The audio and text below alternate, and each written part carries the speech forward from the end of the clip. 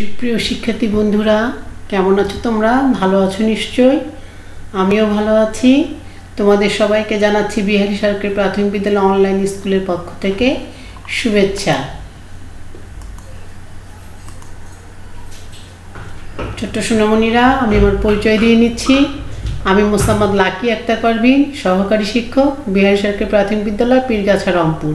তৃতীয় শ্রেণীর শিক্ষার্থী বন্ধুরা, তোমরা বাংলাদেশ ও বিশ্ব পরিচয় বই, খাতা ও কলম নিয়ে প্রস্তুত হয়ে যাও। ছবিতে কি দেখছো?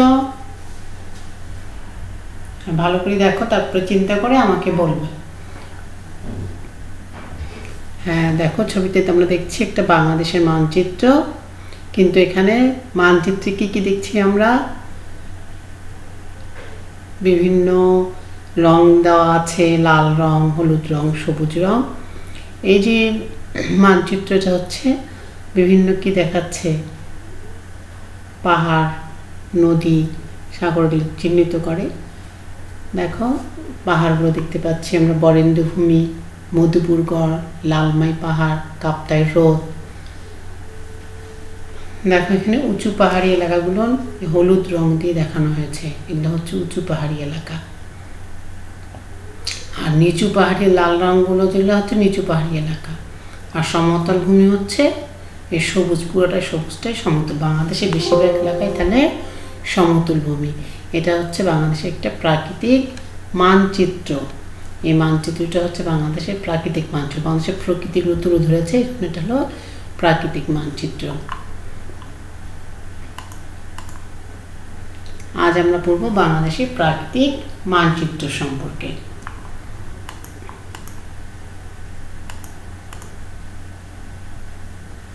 দেখো এখানে কি দেখা যাচ্ছে, আমরা একটু আগে দেখলাম বাংলাদেশের প্রাকৃতিক ভৌগোলিক মানচিত্র। বরেন্দ্র ভূমি, মধুপুরগড়, লালমাই পাহাড়, কাপ্তাই হ্রদ, এই নিচেটা হচ্ছে বঙ্গোপসাগর। আর এই যে তোমরা দেখতে পাচ্ছ নীল নীল, মানচিত্রের ভিতরে নীল নীল চলে গেছে, সব নদী, পানি, নদী বয়ে গেছে। আর সবগুলো নদী শেষে এসে বঙ্গোপসাগরে মিশেছে। যে মানচিত্রে পাহাড়, পর্বত, নদ নদী দেখানো হয় তাকে প্রাকৃতিক মানচিত্র বলা হয়। এটা একটা প্রাকৃতিক মানচিত্র, কারণ এখানে দেখো পাহাড়ও দেখানো হচ্ছে, নদীগুলো চিহ্নিত করা হচ্ছে, হ্রদ চিহ্নিত করা হয়েছে। এখানে কাপ্তাই হ্রদ আছে, চিহ্নিত করা হয়েছে। এটা হচ্ছে তাহলে কি প্রাকৃতিক মানচিত্র। আর সবুজ অংশটা পুরোটা হচ্ছে সমতল ভূমি, এটা হচ্ছে নিচু পাহাড় আছে। আর এই যে তোমরা একটু হলুদ কমলা রং দেখছো, এটা হচ্ছে উঁচু পাহাড়।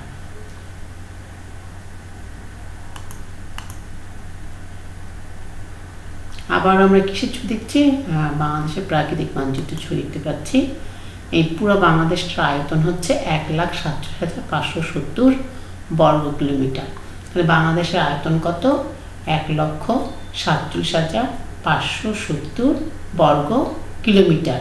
এই যে পুরো বাংলাদেশ দেখতে পাচ্ছ, এই বাংলাদেশটা পুরোটার আয়তন হচ্ছে 1,47,570 বর্গ কিলোমিটার। এখন তোমরা বলো দেখি বাংলাদেশের আয়তন কত? 1,47,570 বর্গ কিলোমিটার। ধন্যবাদ সবাইকে। এবার কি দেখছো? হ্যাঁ, ছবিতে কি দেখছো তোমরা? গ্যাসের চুলো রান্না করছে। তাহলে ঠিক কি, বাংলাদেশের অন্যতম প্রাকৃতিক সম্পদ হচ্ছে গ্যাস। আমাদের দেশে খনিজ সম্পদে সমৃদ্ধ।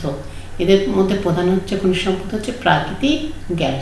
এই গ্যাস জ্বালানি হিসেবে ব্যবহার করা হয়। আমাদের দেশটা কিসে? খনিজ সম্পদে সমৃদ্ধ। এদের মধ্যে প্রধান খনিজ সম্পদ হচ্ছে প্রাকৃতিক গ্যাস। এই গ্যাস জ্বালানি হিসেবে ব্যবহার করা হয়।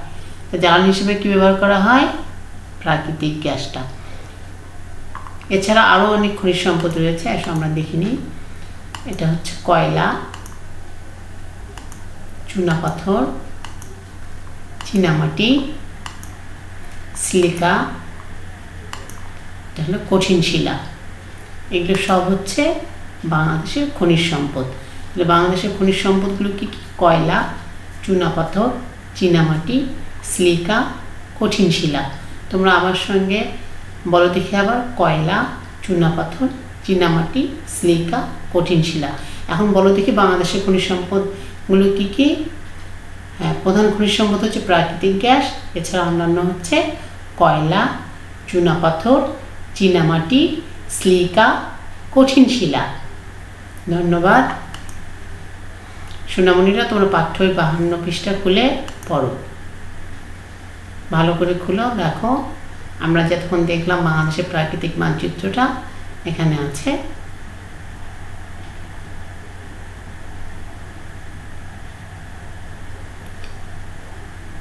দেখো, যে মানচিত্রে পাহাড় নদ দেখানো, এটা হচ্ছে প্রাকৃতিক মানচিত্র।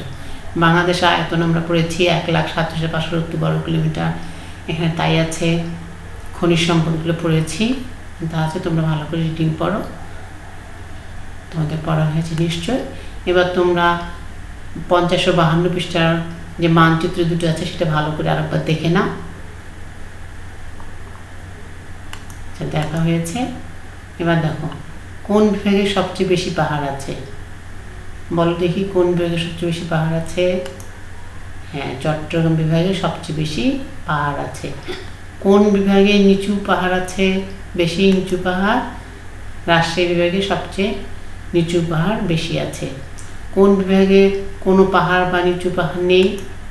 হ্যাঁ, বরিশাল ও খুলনা বিভাগে কোনো পাহাড় বা নিচু পাহাড় নেই। আমরা এর আগে মানচিত্রে 8টা বিভাগ দেখেছিলাম, সে 8টা বিভাগ আমি জানি কোথায় কোন বিভাগ আছে, সে অনুযায়ী আমরা অবশ্যই বুঝতে পারবো কোন বিভাগে কি আছে। চট্টগ্রাম বিভাগে সবচেয়ে বেশি পাহাড় আছে, আর নিচু পাহাড় আছে রাজশাহী বিভাগে, আর পাহাড় নেই বরিশাল ও খুলনা বিভাগে। নিচু পাহাড়ি এলাকাগুলো কোন কোন বিভাগে আছে? দেখো, নিচু পাহাড়ি এলাকার নাম দেওয়া আছে বরেন্দ্রভূমি, মধুপুরগড়, লালমাই। বরেন্দ্রভূমি কোথায় আছে? রাজশাহী বিভাগে। মধুপুরগড় কোথায় আছে? ঢাকা। লালমাই চট্টগ্রাম।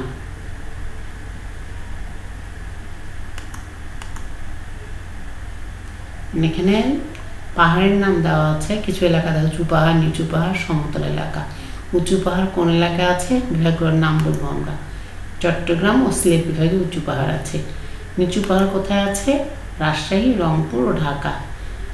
আর সমতল এলাকা কোনটা? খুলনা ও বরিশাল, কারণ এখানে কোনো পাহাড় নেই।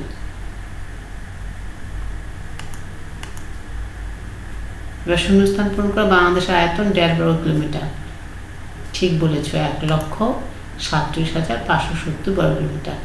আমাদের দেশ ড্যাশ সম্পদে সমৃদ্ধ। একদম ঠিক বলেছ, খনিজ সম্পদে সমৃদ্ধ।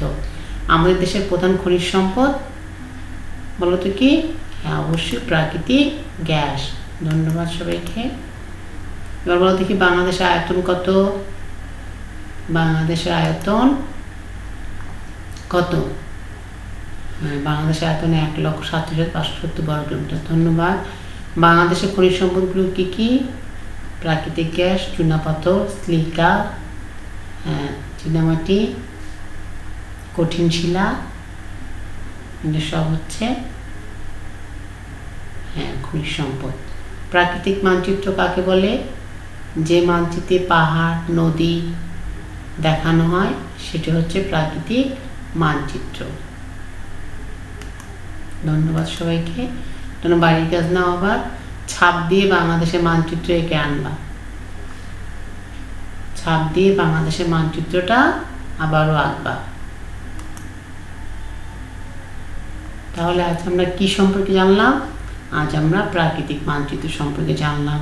কোথায় উঁচু পাহাড় আছে, কোথায় নিচু পাহাড় আছে, কোন এলাকার সমতল ভূমি, আমরা সেগুলো জানলাম। সবাইকে ধন্যবাদ। ভালো থেকো, সুস্থ থেকো। আল্লাহ হাফেজ।